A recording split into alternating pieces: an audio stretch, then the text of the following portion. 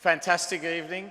I wouldn't like to be one of the judges to choose who is Global Australian of the Year. There's been some wonderful, wonderful stories up here, some great Australians, brilliant Australians, and achieving globally on a global stage. So absolutely fantastic night. Glad I'm not a judge.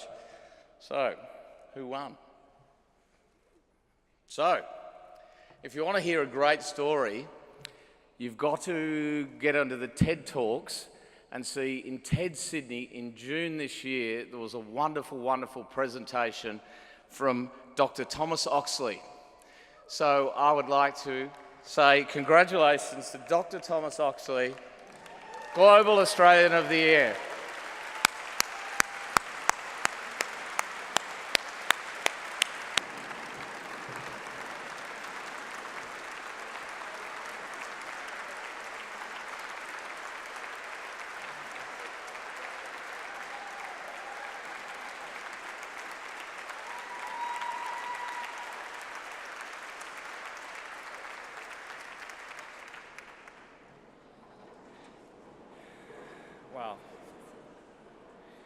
Wow, that's, I said before I'd felt undeserving. This is almost embarrassing now, but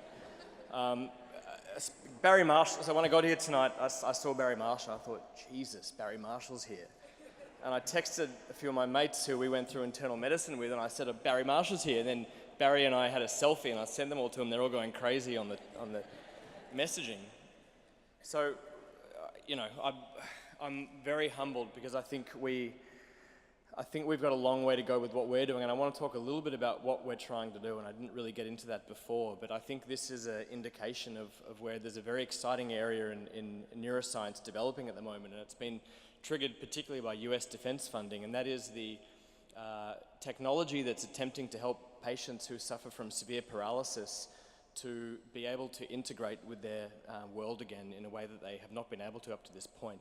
There's been a lot of activity in different groups doing various things, and so what we're doing is we are building a minimally invasive device which is placed into the brain, which enables a digital bypass from thought out of the brain to control assistive technologies for patients who are unable to move due to severe paralysis, spinal cord injury, stroke, motor neuron disease, muscular dystrophy, or loss of limb injury as a start, and enable them to control these technologies just by thinking. So we have emerged from a foundation of science that has been attempting to turn brain signals into an output that's useful, but what we're doing differently is, and the idea that we had was to use the naturally occurring highway to the brain to get into the brain so you don't have to do open brain surgery to get the implant in, and that's the blood vessels.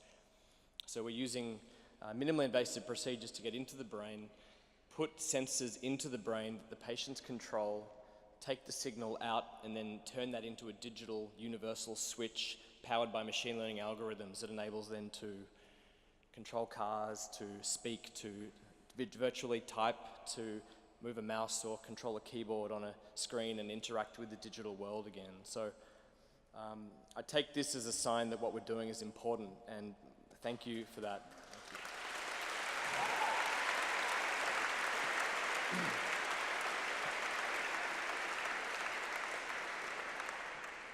Barry ingested himself with his, so am I going to put an implant into my own brain? I've thought about it, and there are a couple out there, so I'm going to go home and think about that tonight, Barry. I'll let you know what I come up with. It's very early, but maybe if I'm serious about it, that's what I'm going to have to do. The other thing I want to say is, what was that? Put it in Barry's brain. All right. I've got a special one for you, Barry. All right. The other thing I want to say is that there's talk about brain drain and that expats leaving Australia, and I think I see the concept of the brain drain as a really negative and unnecessary way to think about the way this works. And if people from Australia are doing well and they head out into the world and they have success, it always comes back, and those pathways are well trodden and then developed, and then they generate new pathways for new people. So I think I think the way Australians are heading out into the world, and Israel is a great example of, particularly in the medical space, of not worrying about letting things move out into the US. What we're doing could not have happened unless we'd gone out to California. So, I would encourage everyone not to be concerned or to be encouraging of people who want to go out into the US, because we're all going to come home eventually. We all love Australia, and we create those pathways for everyone to be successful. So I'd encourage everyone to be, open-minded and encouraging about that sort of activity, and not be defensive and worry about that. Apart from that, I'm extremely humbled. I was not expecting this at all, and all the guys back at home, particularly Nick Opie, who is the chief engineer with what we're doing. He's a genius engineer, although he's got a Westpac fellowship, so NAB's not going to love that. So I shouldn't have mentioned that, but I'm actually on the NAB table, and I'm probably not welcome back. But so thank you to NAB. You guys are awesome.